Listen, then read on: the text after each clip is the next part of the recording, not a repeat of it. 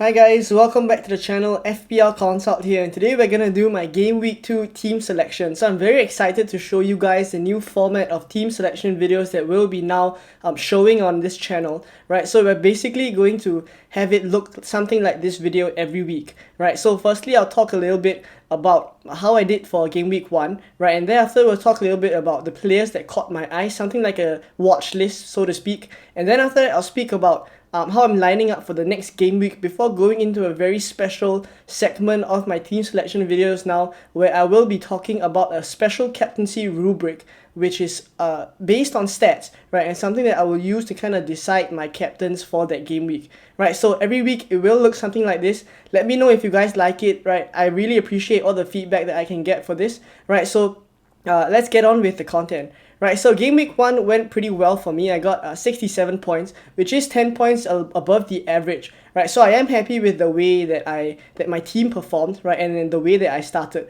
especially since I had Haaland. Right, so those with Kane, don't panic because there is still a long way more to go. Right, and I'll speak about the Kane to Haaland move in detail in the biggest questions video tomorrow. And I will go into detail there about what I think about going from Kane to Haaland.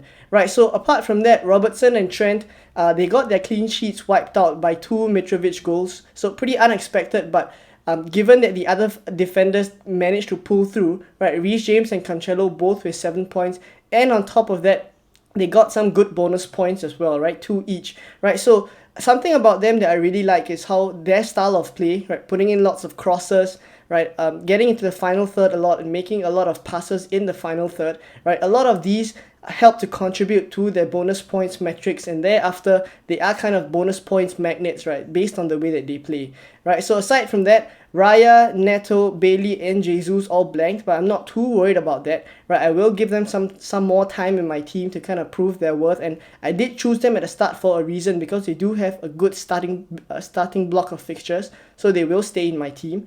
And thereafter, as for my captain Salah, right, as expected, started off with a bang again, right? Once again he delivered, so really awesome. And something to talk about it is how Salah has really been returning in every game week 1 game for the past maybe 4 to 5 seasons. So really amazing record there, right? And so I'm going into game week 2 with a rank of 1.9 million, right, which is essentially my game week rank for game week 1. So really we need about 4 to 5 game weeks to kind of see our rank stabilize. So I wouldn't be too worried about rank for now, right? But at least based on the current rank, right, I feel like I'm slightly above average, so I do like the way I've started. Right, let me know how you guys got on. How did you go with Kane? Did you go with Haaland? Right, who else do you have in your team? And yeah, just let me know all of it down below. I do want to know about it.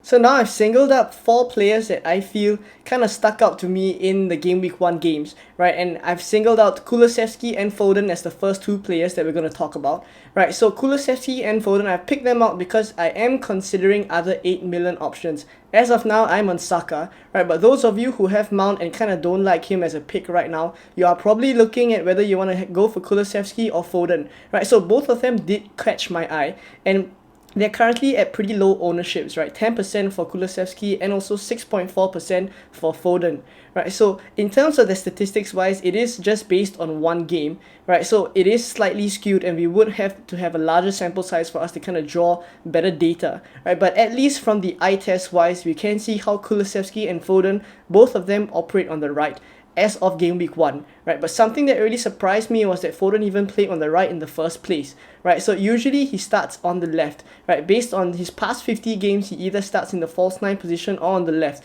right? So it is a surprise for me that he started on the right, but it's also a good point that he's starting on the right now, because then it gives more options. Because if he just shares that left spot with Grealish and Mahrez just becomes that fixed right mid, right, then I would be less confident of his minutes. But now that Foden can play on the right as well, right, or at least Pep is confident enough to experiment with Foden on the right, then I am more confident of his minutes, and that does raise him as a pick on my radar, right? So as of now, I do like these 2 players. Based on the eye test as well, I think Kulusevski and Foden did really well, right? Kulusevski cut in a lot, right? Played a lot of very good crosses and also took many shots, right? So as for Foden as well, he did look like the more lively of the two wingers in terms of Grealish and Foden, right? So he did look better, and also he did put in some really good balls. So Haaland could actually have scored from one of his crosses as well, right? So for these two players, I am keeping a lookout for them, right? As of now, the problem is still whether they would start or not, right? The problem is their rotation, right? Maybe Kulusevski is slightly more nailed to start, right? Foden maybe a little bit less likely than Kulusevski, but either ways, both of them are a minute's risk at the moment, so I will need more time to kind of analyze which one to go for, right? But for now, both of them definitely on my watch list. So next up, another two players that really caught my eye, and this time is slightly in the lower range. So 5.5 million Aaronson and also 5 million Dewsbury Hall. Now they both played really well in game week 1, right? Obviously a small sample size is mentioned, right? But both of them did look really promising, right? So based on the performance by Leeds, Aaronson actually played really well, and as I was watching the game, I think he did have a lot of bright sparks, right? He did make a lot of decisive runs and also was on the end of a lot of chances, right? So I am quite pleased with Aaronson, because at the same time he is 5.5 mil, which means that he is a good replacement for Pedro Neto if we need to. Plus on top of that, Leeds fixtures are really good, right? In Game Week 2, currently they have Southampton. Game Week 3, they play Chelsea. But thereafter, from Game Week 4 onwards, their fixtures get pretty good, right? So I may actually consider bringing Aaronson in after Game Week 3, right? And on top of that, as for Dewsbury Hall, he could be a like-for-like replacement for Leon Bailey, of course, at 5 mil. I really like how he is mostly the creative spark for Leicester, and a lot of times he is the one putting the decisive pass in, right? So that's why his through balls statistic is really high, right? So obviously still one game, right? But we did see, based on last season as well, how influential Dewsbury Hall is in the middle of the park, right? And once in a while he does pull off the kind of shots that he did take against Brentford, right? And that's how he got his goal as well. So very impressed with these two players. I am going to keep a lookout for them, but as of now, Leicester's fixtures are still kind of putting me off, right? But that does not mean that after game week 4, Dewsbury Hall could just come in my team thereafter, because it does get good for Leicester thereafter, right? So these two players definitely on my radar, and I'll be keeping a lookout for them. So guys, before we get on with the video, I just want to give a massive shout out to Sorare, who's sponsoring today's video. Sorare is one of the fastest growing fantasy football platforms in the world. It basically combines fantasy football with trading cards, so you can think of it as a mix of FPL, FIFA and Football Manager. Every week you get to build up the best team, set your captain, and when that team performs well in real life, you win prizes like real money or valuable trading cards, which you can keep to build a stronger team or trade on the marketplace. They're basically non-fungible tokens, and you can sell them on the market to turn a profit. I've started playing for a while now, and I've got to say guys, it's really cool and exciting to play this alongside FPL, especially since it is so similar. So if this sounds like something you'd be interested in, and if you want to support the channel, click the first link in the description to sign up for an account and get a free valuable card worth about up to 50 euros after 5 card purchases. If you guys do sign up, let me know down in the comments below what you think of the game. I really enjoy it, and I hope you guys do too. So for game week 2, this is how I'm currently lining up, right? No changes at all from my initial lineup, and usually in game week 2 this is the case, right? Usually we would want to roll the transfer, and as the same for my team, I am looking to roll the transfer, right? So I do have one free transfer. I'm gonna save it, bank the transfer, and keep it till game week 3, where I will have to make one transfer, right? But there it gives me some breathing space so that if I need to make 2 changes, I can, right? So as of now, I have Raya in goal still to replace Manchester United at home. Manchester United, of course, didn't play very well in the first game against Brighton, right? So if Raya could get a clean sheet there, that would be good, right? But obviously we're still kind of figuring out how good Manchester United is at the moment. I think they still haven't hit the kind of heights that we are expecting them to hit this season, or even based on their preseason form, right? So definitely I am still fancying the chances of Raya keeping a clean sheet there, right? And then as for the defense, right, we have Trent, Robertson, James and Cancelo. I mean, this backline kind of plays itself, right? We're definitely going to start with all of them.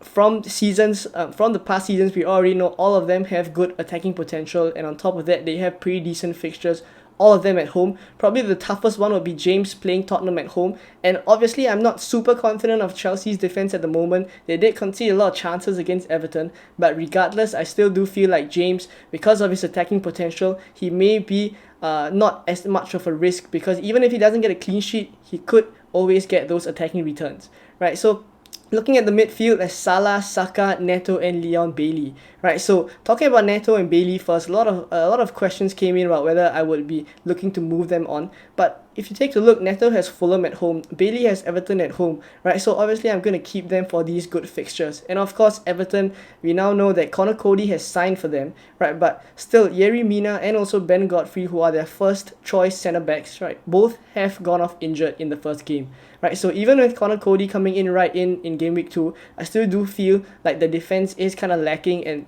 possibly every chance for Bailey to kind of capitalize on that as well, right? As for Saka and Salah, definitely going to start both of them.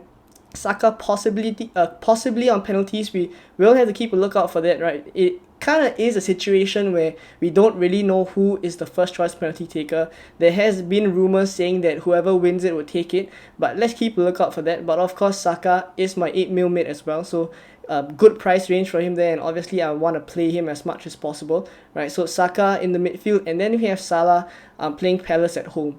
Right, up front, Haaland and Jesus, right, both are definitely going to be playing for me, right? Of course, Jesus didn't play as well in the first game, right? But given his effective ownership and also the kind of fixtures that he has coming forward, I still do feel like Jesus is in store for some returns in the coming few game weeks, right? So definitely we're going to hope for more returns for him. And then for Haaland, I think nothing much to say there.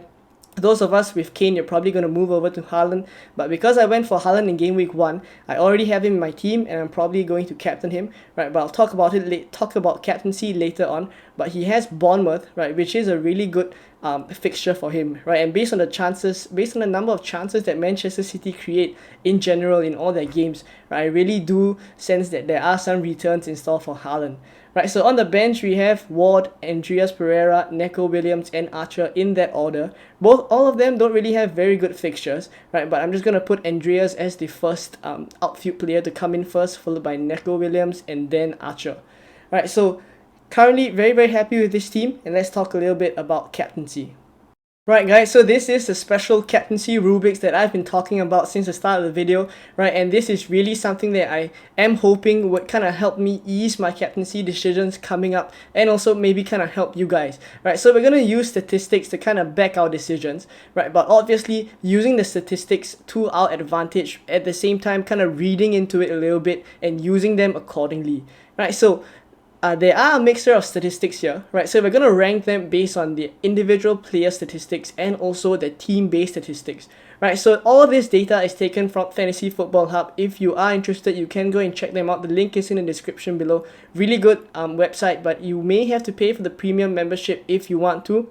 I'll kind of get more features and also tools to use, right? I really like it, and you guys can go check it out. There's 50% with the link in the description. So if you guys are interested, definitely go take a look, right? So enough of that, and let's take a look at the captaincy now, right? Currently, based on the score, right, Darwin is actually the first choice captain. After that, followed closely by Haaland and then Salah, right? But let's take a look a little bit deeper into the statistics, right? So based on the individual player stats, the expected goals per 90, expected assists per 90, goal involvement per 90, expected points, and projected points are all the player stats that we are considering. And based on every single one of them, we can see that Darwin actually has a very skewed set of data, and that's because he did come on for a very short period of time but did get a lot of returns, right? So definitely we're going to have to take his kind of returns as his statistics with a pinch of salt, right? But if you take a look at his projected points, it is 3.5, which is much lower than the rest of them. But the other statistics, right, which usually would be spread over a longer period of time to kind of give us a more accurate sample, but because it was just only based on one game week, it is kind of skewed, right? So something that is taken into account in the projected points section is how much minutes he would get. So definitely they're probably thinking that Darwin would not get as much minutes, may not even start, right? So therefore 3.5 projected points. So something to consider about the score for the 3.5 for Darwin is also that even though he is statistically wise the best captain, right, I still do feel because of his minutes, right, we do have to be smart about the way we take the statistics. So definitely I wouldn't go with Darwin, I wouldn't captain Darwin even if I had him, right? So following closely behind is Haaland and Salah, right? So obviously Haaland just slightly edges Salah in terms of the score, right? So 0.5 more than the score for Salah. So as of now, I am going to go for Haaland as the captain, right? And also based a little bit on the eye test as well, I do like the way Manchester City have started the season, right? So taking both into consideration, we're gonna go with Haaland as the Game Week 1 captain, right? If you do have him, if not, then definitely a Salah close favorite after that, right? So Darwin will wait a little bit more to kind of have his data spread over a greater period of time, but at least Salah and Erling Haaland, they both had close to 90 minutes at least, right? So even though Haaland got subbed off at about 77 minutes, his statistics are a little bit more even, right? So we can use it as a starting point, right? So in general, this is how I'm going to kind of base my captaincy decisions, right? I'm going to use the statistics and also use a little bit of the eye test and take everything into consideration, and then after that make my captaincy decision. So the success rate so far for my captaincy choices has been 1 out of 1, right? Because the past game week I did use preseason data, but I didn't show it to you guys because preseason data is still kind of historical, so we don't really want to rely too much on that. At least the numbers I'm showing here are real life numbers based on the Game Week 1 that just happened, right, very recently. So we can rely on them, right? So we'll wait to see how successful this set of captaincy rubrics is, right? But for now, I'm going to go with Erling Haaland as the captain. So slapping the captain's armband on Haaland and also the vice captain's armband on Salah, this is how my final team for Game Week 2 is looking like, right? I really like it. And something that I just found out recently is also that they are all home games, right? So really expecting some returns here. I mean, they're all playing at home. Usually that's the better fixture for them. So I'm really hoping that this team does well, right? Let me know how you are lining up for Game Week 2, right? Who are you captaining? Are you captaining Salah or Haaland, right? Are you making any transfers, right? Let me know all of it down below. But for now, if you did enjoy this video, please help me out and give it a like. It really helps out the channel, and also subscribe, of course, if you aren't already. And I'll see you guys in another video very soon. Bye bye.